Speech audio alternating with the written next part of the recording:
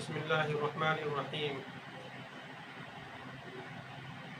ایک دفعہ اللہ کے نبی پاک صلی اللہ علیہ وسلم سے پوچھا گیا، اے اللہ کے نبی، دو مسلمان آپس میں قتل و قتال کرے اور دونوں ایک دوسرے کے مارنے کے اور جان لینے کے خواہاں ہوں اور دونوں کے ہاتھ میں تلوار ہو، تو اللہ کے نبی یہ دونوں جہنمی ہوں گے یا ایک جہنمی ہوگا؟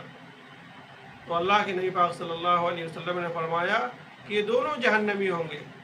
تو پوچھا گیا کہ قاتل کا مطلب تو سمجھ میں آیا کہ اس نے قتل کیا، مگر مقتول کا مطلب سمجھ میں نہیں آیا کہ جو مر گیا ہے اس کا کیا قصور؟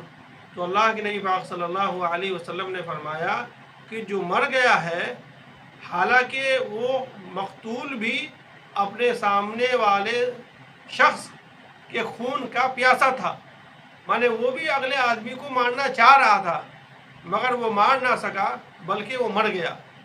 تو گویا کہ اللہ کے نبی نے فرمایا قاتل اور مقتول دونوں کے دونوں جہنمی ہے۔